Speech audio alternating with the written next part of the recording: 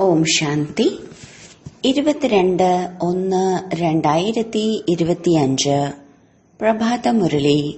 മധുരമായ കുട്ടികളെ, ഇത് അനാദിയും ഉണ്ടായതും ഉണ്ടാക്കപ്പെട്ടതുമായ നാടകമാണ്. ഇത് വളരെ നല്ല രീതിയിൽ ഉണ്ടാക്കപ്പെട്ടതാണ്. ഇതിന്റെ ഭൂതം, ഭാവി, വർത്തമാനത്തെ നിങ്ങൾ കുട്ടികൾ നല്ല രീതിയിൽ അറിയുന്നു. ചോദ്യം: സർവാത്മാക്കളും നിങ്ങളുടെ അടുത്തേക്ക് ആകർഷിച്ചു വരുന്നത് ഏത് ആകർഷണത്തിന്റെ ആധാരത്തിലാണ്? ഉത്തരം: പവിത്രതയുടെയും യോഗത്തിന്റെയും ആകർഷണത്തിന്റെ ആധാരത്തിൽ. ഇതിലൂടെ തന്നെയാണ് നിങ്ങളുടെയും അഭിവൃദ്ധി ഉണ്ടാകുന്നത്. ഇനി മുന്നോട്ടു പോകവേ എല്ലാവരും പെട്ടെന്ന് തന്നെ ബാബയെക്കുറിച്ച് അറിയും. ഇത്രയും അധികം പേർ സമ്പത്ത് നേടുന്നു എന്നറിയുമ്പോൾ എല്ലാവരും ഇങ്ങോട്ട് വരുന്നു. അവസാന സമയം എത്തുന്നതിനനുസരിച്ച് നിങ്ങളിലും ആകർഷണം ഉണ്ടായിക്കൊണ്ടിരിക്കും. ഓം ശാന്തി. നമ്മൾ ആത്മാക്കൾ പരംധാമിൽ നിന്നാണ് വരുന്നതെന്ന് ആത്മീയ കുട്ടികളുടെ ബുദ്ധിയിലുണ്ടല്ലോ. എപ്പോഴാണോ സർവാത്മാക്കളും മുകളിൽ നിന്ന് വരുന്നത് പൂർത്തിയാകുന്നത്, ബാക്കി കുറച്ചുപേർ മാത്രം അവശേഷിക്കുന്നത്, അപ്പോഴാണ് ബാബ വരുന്നത്. ഇപ്പോൾ നിങ്ങൾ കുട്ടികൾക്ക് ആർക്കെങ്കിലും മനസ്സിലാക്കി കൊടുക്കുവാൻ എളുപ്പമാണ്. ദൂരദേശത്തിൽ വസിക്കുന്ന ബാബ ഏറ്റവും അവസാനമാണ് വരുന്നത്. മുകളിൽ ബാക്കി കുറച്ചുപേർ മാത്രം അവശേഷിക്കുമ്പോൾ ഇപ്പോഴും ഇവിടെ വർദ്ധിച്ചുകൊണ്ടിരിക്കുന്നുണ്ടല്ലോ. ബാബയെ ആരും തന്നെ അറിയുന്നില്ല. പിന്നെങ്ങനെ ആദി മധ്യ അന്ത്യത്തെക്കുറിച്ച് അറിയും? ഇത് പരിധിയില്ലാത്ത നാടകമല്ലേ? അപ്പോൾ നാടകത്തിലെ അഭിനേതാക്കൾക്ക് അറിയേണ്ടതല്ലേ? പരിധിക്കുള്ളിലെ നാടകത്തിലെ അഭിനേതാക്കൾക്ക് അറിയാമല്ലോ ഈ അഭിനേതാക്കൾക്കെല്ലാം തന്നെ ഈ പാർട്ടുകളാണ് ലഭിച്ചിരിക്കുന്നതെന്ന്. ഏതൊന്നാണോ കഴിഞ്ഞുപോയത് അതിന്റെയാണ് പിന്നീട് ചെറുനാടകം ഉണ്ടാക്കുന്നത്. ഭാവിയിലുള്ളതിന്റേത് ഉണ്ടാക്കാൻ സാധിക്കില്ലല്ലോ. എന്താണോ കഴിഞ്ഞുപോയത്, സംഭവിച്ചത്, അതിന്റെ കൂടെ കുറച്ച് കഥകളെല്ലാം ഉണ്ടാക്കി ഒരു നാടകം തയ്യാറാക്കുന്നു. പിന്നീട് എല്ലാവർക്കും കാണിച്ചു കൊടുക്കുന്നു. ഭാവിയെക്കുറിച്ചുള്ള കാര്യം അറിയില്ലല്ലോ. ഇപ്പോൾ നിങ്ങൾക്കറിയാം, ബാബ വന്നിരിക്കുകയാണ്, സ്ഥാപന നിർവഹിച്ചുകൊണ്ടിരിക്കുകയാണ്. നമ്മൾ സമ്പത്ത് നേടിക്കൊണ്ടിരിക്കുന്നു. ആരെല്ലാമാണോ വരുന്നത് അവർക്ക് ദേവതാ പദവി നേടാനുള്ള വഴി നമ്മൾ പറഞ്ഞു കൊടുക്കുന്നു. ഈ ദേവീ ദേവതകൾക്ക് ഇത്രയും ഉയർന്ന പദവി എങ്ങനെ ലഭിച്ചു? ഇതാർക്കും തന്നെ അറിയില്ല. വാസ്തവത്തിൽ ദേവതാ ധർമ്മത്തെയാണ് ആദി സനാതന ധർമ്മമെന്ന് പറയുന്നത്. തന്റെ ധർമ്മത്തെക്കുറിച്ച് മറക്കുമ്പോൾ നമുക്ക് എല്ലാ ധർമ്മങ്ങളും ഒന്ന് തന്നെയാണ് എന്ന് പറയുന്നു. ഇപ്പോൾ നിങ്ങൾ കുട്ടികൾക്കറിയാം, ബാബ നമ്മെ പഠിപ്പിച്ചുകൊണ്ടിരിക്കുന്നു. ബാബയുടെ നിർദ്ദേശപ്രകാരം മാത്രമാണ് ചിത്രങ്ങളെല്ലാം തന്നെ നിർമ്മിക്കുന്നത്. ബാബ ദിവ്യ ദൃഷ്ടിയിലൂടെയാണ് ചിത്രങ്ങൾ ഉണ്ടാക്കിയിരിക്കുന്നത്. ചിലർ തന്റേതായ ബുദ്ധി ഉപയോഗിച്ച് ഉണ്ടാക്കുന്നു. കുട്ടികൾക്ക് ഇതും മനസ്സിലാക്കി തന്നിട്ടുണ്ട്. ആത്മാക്കളാണ് അഭിനേതാക്കൾ. പക്ഷേ ഈ നാടകത്തിന്റെ രചയിതാവിനെക്കുറിച്ചും സംവിധായകനെക്കുറിച്ചും ആർക്കും തന്നെ അറിയില്ല. അതുകൊണ്ട് ഇതിനെക്കുറിച്ചും എഴുതി മനസ്സിലാക്കി കൊടുക്കണം. ബാബ ഇപ്പോൾ പുതിയ ധർമ്മത്തിന്റെ സ്ഥാപന ചെയ്തുകൊണ്ടിരിക്കുകയാണ്. പഴയതിൽ നിന്നും വേണം പുതിയതായി തീരാൻ. ഈ കാര്യവും ബുദ്ധിയിൽ ഉണ്ടായിരിക്കണം. പഴയ ലോകത്തേക്കാണ് ബാബ വന്ന് നിങ്ങൾ കുട്ടികളെ ബ്രാഹ്മണനാക്കി മാറ്റുന്നത്. ബ്രാഹ്മണൻ തന്നെയാണ് പിന്നീട് ദേവതയായി തീരുന്നത്. യുക്തി എത്ര നല്ലതാണെന്ന് നോക്കൂ. ഇത് അനാദിയും ഉണ്ടായതും ഉണ്ടാക്കപ്പെട്ടിട്ടുള്ളതുമായ നാടകമാണ്. എന്നാൽ വളരെ നല്ല രീതിയിലാണ് ഉണ്ടാക്കിയിട്ടുള്ളത്. ബാബ പറയുന്നു, ഞാൻ നിങ്ങൾക്ക് നിത്യേന വളരെയധികം രഹസ്യമായ കാര്യങ്ങളാണ് കേൾപ്പിച്ചു തരുന്നത്. എപ്പോഴാണോ വിനാശം ആരംഭിക്കുന്നത്, അപ്പോൾ നിങ്ങൾ കുട്ടികൾക്ക് കഴിഞ്ഞുപോയ എല്ലാ ചരിത്രവും അറിയാൻ സാധിക്കുന്നു. പിന്നീട് നിങ്ങൾ സത്യയുഗത്തിലേക്ക് പോയി കഴിഞ്ഞാൽ കഴിഞ്ഞുപോയത് ഒന്നും തന്നെ ഓർമ്മ ഉണ്ടാവുകയില്ല. അവിടെ പ്രാക്ടിക്കലായി എല്ലാം അഭിനയിച്ചുകൊണ്ടിരിക്കുന്നു. കഴിഞ്ഞു പോയതിനെക്കുറിച്ച് ആർക്ക് കേൾപ്പിച്ചു കൊടുക്കാനാണ്? ഈ ലക്ഷ്മി നാരായണന് കഴിഞ്ഞതിനെക്കുറിച്ച് തീർത്തും അറിവില്ല. നിങ്ങളുടെ ബുദ്ധിയിൽ ഭൂതം, ഭാവി, വർത്തമാനം ഇവയെല്ലാം ഉണ്ട്. എങ്ങനെ വിനാശമുണ്ടാകുന്നു, എങ്ങനെ കെട്ടിടങ്ങൾ സ്ഥാപിക്കുന്നു, എങ്ങനെ രാജ്യപദവി ഉണ്ടാകുന്നു, തീർച്ചയായും ഉണ്ടാകുമല്ലോ. സ്വർഗത്തിലെ ദൃശ്യങ്ങൾ തന്നെ വേറെയാണ്. പാർട്ട് അഭിനയിക്കും തോറും എല്ലാം അറിയാൻ കഴിയുന്നു. ഇവിടെ ഉള്ളതിനെയാണ് രക്തപ്പുഴ ഒഴുകുന്ന ദൃശ്യമെന്ന് പറയുന്നത്. കാരണമില്ലാതെ ഒരുപാട് നിരപരാധികൾ മരണമടയുന്നു. എത്ര ബുദ്ധിമുട്ടാണ് ഉണ്ടാകുന്നത്. ഭൂകമ്പം സംഭവിക്കുന്നു, ബോംബുകൾ എറിയുന്നു. ഇതിലൂടെയെല്ലാം കാരണമില്ലാതെയുള്ള മരണമാണ് സംഭവിക്കുന്നത്. ഇതിലാർക്കും ഒന്നും തന്നെ ചെയ്യുവാൻ സാധിക്കില്ല. തീർച്ചയായും വിനാശം ഇതിനു മുൻപും ഉണ്ടായിരുന്നെന്ന് വിശാല ബുദ്ധിയുള്ള കുട്ടികൾ മനസ്സിലാക്കുന്നു. തീർച്ചയായും യുദ്ധങ്ങൾ ഉണ്ടായിട്ടുണ്ട്. കളി ഇങ്ങനെയാണ് ഉണ്ടാക്കപ്പെട്ടിട്ടുള്ളതെന്ന് അവർക്ക് മനസ്സിലാക്കുവാൻ സാധിക്കുന്നു. ചില സമയത്ത് ചിലരുടെ ബുദ്ധിയിൽ ഇത് ടച്ചാവും. നിങ്ങൾ ഇതെല്ലാം തന്നെ പ്രായോഗികമായി കാണാൻ പോകുന്നവരാണ്. നിങ്ങൾ തന്നെയാണ് രാജധാനിയുടെ അധികാരികളായി തീരാൻ പോകുന്നവർ. നിങ്ങൾക്കറിയാം, ഇപ്പോൾ തീർച്ചയായും നമുക്ക് ആ ലോകത്തേക്ക് പോകേണ്ടതായി ഉണ്ട്. ആരാണോ ബ്രാഹ്മണനായി തീരുന്നത്, പ്രജാപിത ബ്രഹ്മാവിലൂടെ ബ്രഹ്മകുമാർ കുമാരിമാരായി തീരുന്നവർക്ക് മാത്രമേ അങ്ങോട്ട് പോകാൻ സാധിക്കൂ. എല്ലാവർക്കും തന്റെ വീട്ടിൽ അഥവാ ഗൃഹസ്ഥത്തിൽ തന്നെ വസിക്കണം. ഒരുപാട് പേരെ അറിയുക പോലുമില്ല. സെന്ററുകളിൽ എത്രയധികം പേരാണ് വരുന്നത്. ഇത്രയും പേരൊന്നും ബാബയ്ക്ക് ഓർമ്മ നിൽക്കില്ലല്ലോ. എത്ര ബ്രാഹ്മണരാണ് വർദ്ധിച്ചുകൊണ്ടിരിക്കുന്നത്. എണ്ണമറ്റ ബ്രാഹ്മണരാണ് ഉള്ളത്. കൃത്യമായി കണക്കെടുക്കാൻ സാധിക്കില്ല. രാജാവിന് തന്റെ പ്രജകളുടെ കൃത്യമായ എണ്ണമറിയാൻ സാധിക്കില്ലല്ലോ. ജനസംഖ്യ കണക്കെടുക്കുമെങ്കിലും വ്യത്യാസം ഉണ്ടാകുന്നു. ഇപ്പോൾ നിങ്ങളും വിദ്യാർത്ഥിയാണ്, ബ്രഹ്മാവും വിദ്യാർത്ഥിയാണ്. എല്ലാ ആത്മീയ സഹോദരങ്ങൾക്കും ഒരേ ഒരു ബാബയെ വേണം ഓർമ്മിക്കാൻ. ചെറിയ കുട്ടികൾക്ക് അച്ഛ എന്ന് പറയാൻ പഠിപ്പിച്ചു കൊടുക്കുമല്ലോ. നിങ്ങൾക്കറിയാം, ഇനി മുന്നോട്ടു പോകവേ എല്ലാവരും ബാബയെ പെട്ടെന്ന് തന്നെ മനസ്സിലാക്കും. ഇത്രയധികം പേർ സമ്പത്തെടുക്കുന്നു എന്ന് മനസ്സിലാക്കുമ്പോൾ ധാരാളം പേർ വരുന്നു. പവിത്രമാകുന്നതിലൂടെയാണ് ആകർഷണം ഉണ്ടാകുന്നത്. എത്രത്തോളം യോഗത്തിലിരിക്കുന്നുവോ ആകർഷണം ഉണ്ടാകുന്നു. മറ്റുള്ളവർക്കും ആകർഷണം തോന്നുന്നു. ബാബയും ആകർഷിക്കുമല്ലോ. വളരെയധികം പേർ വർദ്ധിക്കുന്നു. അതിനുള്ള യുക്തികളാണ് ബാബ നമുക്ക് നൽകുന്നത്. ഗീതയുടെ ഭഗവാൻ ആരാണ്? കൃഷ്ണനെ ഓർമ്മിക്കാൻ വളരെ എളുപ്പമാണ്.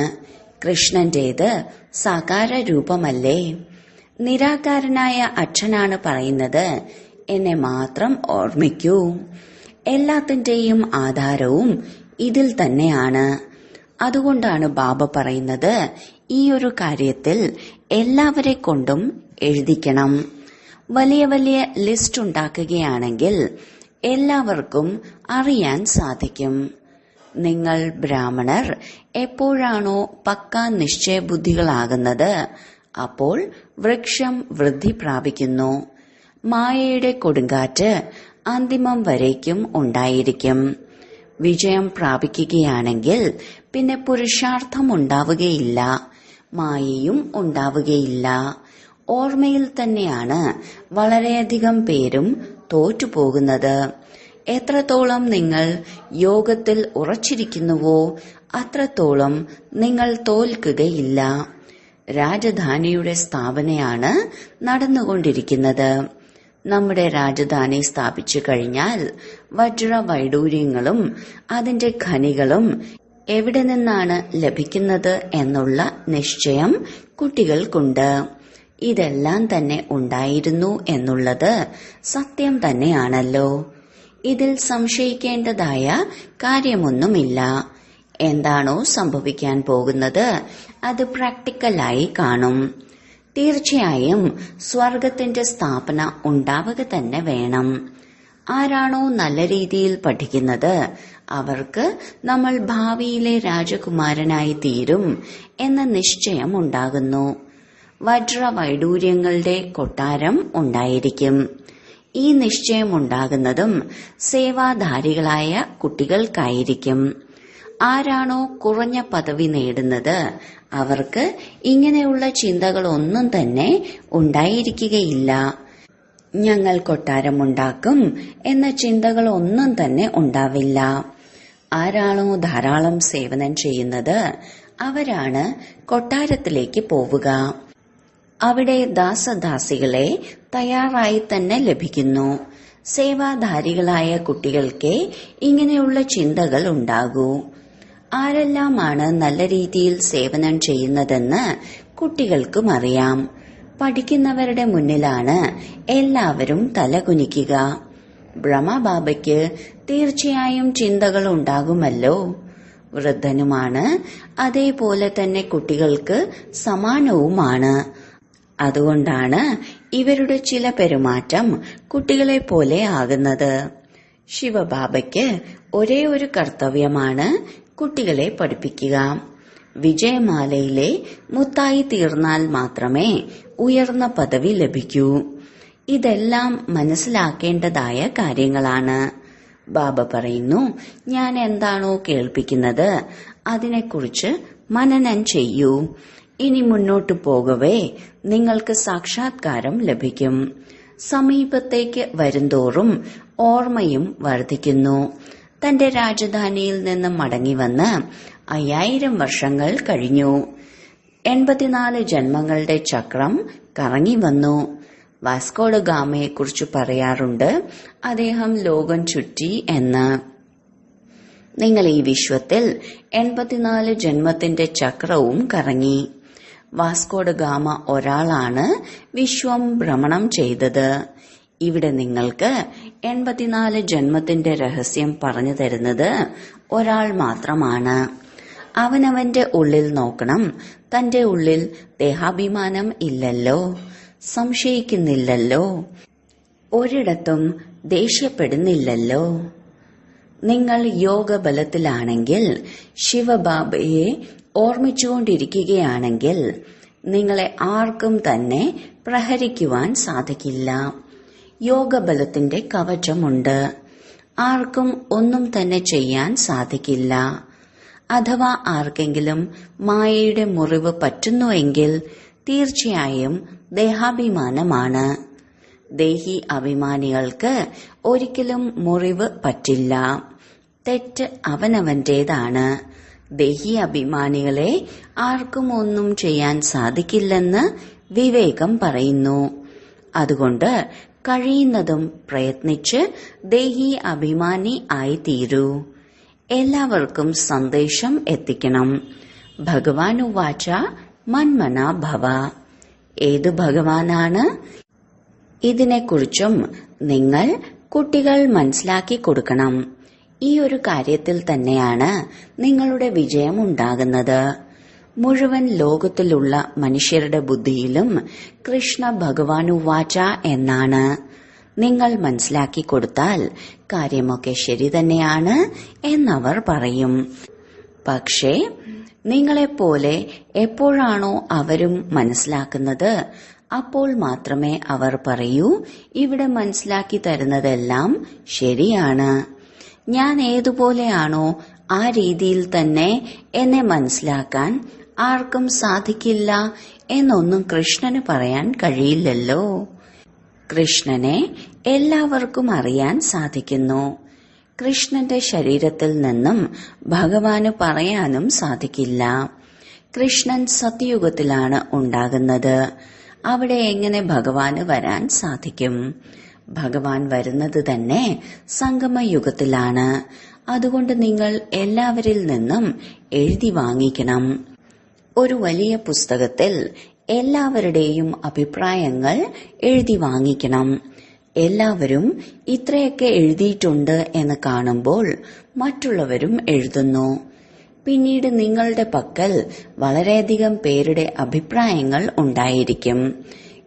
ഗീതയുടെ ഭഗവാൻ ആരാണ് എന്നതിനെക്കുറിച്ച് ഏറ്റവും മുകളിൽ എഴുതണം, ഉയർന്നതിലും ഉയർന്നത് ബാബയാണ്, കൃഷ്ണനല്ലല്ലോ.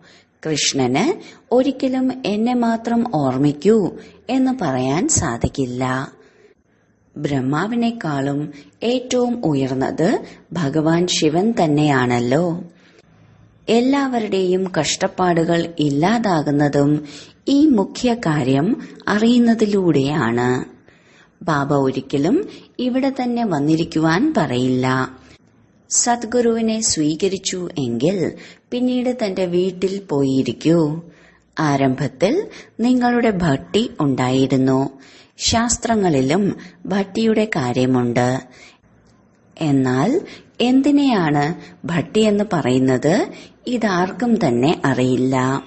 സാധാരണ ഭക്തി എന്ന വാക്കിനർത്ഥം ചെങ്കൽ ചുള്ളയാണ്. അതിൽ ചിലത് പാകപ്പെടും, ചിലത് പാകപ്പെടാത്തതായിരിക്കും. ഈ ലോകത്തിലും നോക്കൂ, സ്വർണം കിട്ടാനില്ല. ബാക്കി കല്ലും മണ്ണുമാണ് കൂടുതലുള്ളത്. പഴയ വസ്തുക്കൾക്കാണ് അംഗീകാരം കൂടുതലുള്ളത്. ശിവബാബയ്ക്കും ദേവതകൾക്കുമാണ് അംഗീകാരം കൂടുതൽ. സത്യുഗത്തിൽ അംഗീകാരത്തിന്റെ കാര്യം തന്നെയില്ല. അവിടെ ഒരിക്കലും പഴയ വസ്തുക്കൾ അന്വേഷിക്കേണ്ടതില്ല. അവിടെ എല്ലാവരുടെയും വയറ് നിറഞ്ഞിരിക്കും. അന്വേഷിക്കേണ്ടതായ ആവശ്യമില്ല. നിങ്ങൾക്കവിടെ ഖനനം നടത്തേണ്ടതായ ആവശ്യമില്ല. കെട്ടിടങ്ങളെല്ലാം ഉണ്ടാക്കുമ്പോൾ എന്തെങ്കിലും കാണുമ്പോൾ താഴെ എന്തോ ഉണ്ടെന്ന് മനസ്സിലാക്കുന്നു. സത്യുഗത്തിൽ നിങ്ങൾക്ക് ഒന്നിനെക്കുറിച്ചും ചിന്തയില്ല. അവിടെ സ്വർണം മാത്രമാണ്. സ്വർണത്തിന്റെ ഇഷ്ടികകളും ഉണ്ടാകുന്നു. കൽപ്പം മുമ്പ് എന്താണോ സംഭവിച്ചത്, എന്താണോ ഡ്രാമയിൽ അടങ്ങിയിട്ടുള്ളത്, അതുതന്നെയാണ് സാക്ഷാത്കാരം ഉണ്ടാവുക. ശരീരം വിട്ടുപോയ ആത്മാക്കളെ വിളിപ്പിക്കുന്നതും ഡ്രാമയിൽ അടങ്ങിയിട്ടുണ്ട്. ഇതിൽ സംശയിക്കേണ്ടതായ കാര്യമില്ല. ഓരോ സെക്കൻഡും പാർട്ട് അഭിനയിക്കുന്നു, പിന്നീട് അപ്രത്യക്ഷമാകുന്നു. ഇത് പഠിപ്പാണ്. ഭക്തിമാർഗത്തിലാണെങ്കിൽ അനേക ചിത്രങ്ങളുണ്ട്. നിങ്ങളുടെ ഈ ചിത്രങ്ങളെല്ലാം തന്നെ അർത്ഥസഹിതമാണ്. അർത്ഥമില്ലാത്തതായ ഒരു ചിത്രവുമില്ല.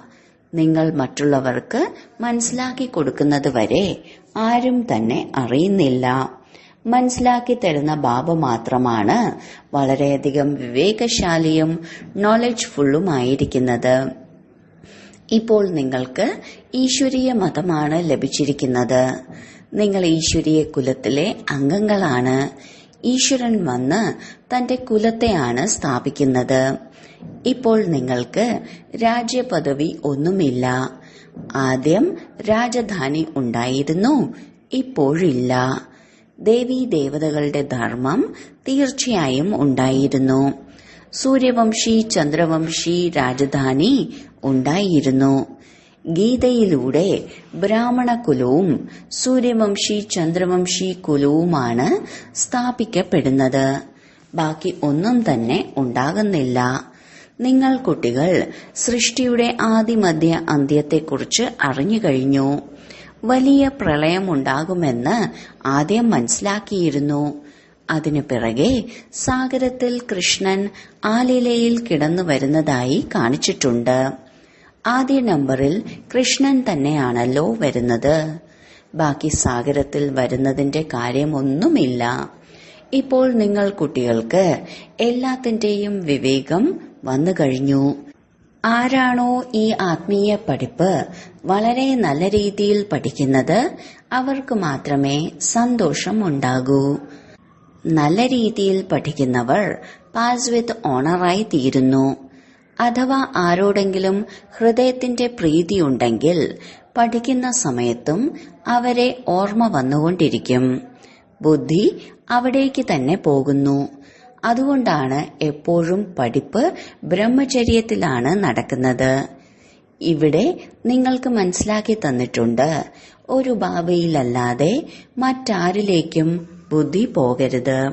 എന്നാൽ ബാബയ്ക്കറിയാം, വളരെയധികം പേർക്ക് പഴയ ലോകത്തിന്റെ സ്മൃതി വരുന്നുണ്ട്. പിന്നീട് അവർ ഇവിടെ ഇരിക്കുന്നുണ്ടെങ്കിലും ഒന്നും തന്നെ കേൾക്കുന്നില്ല.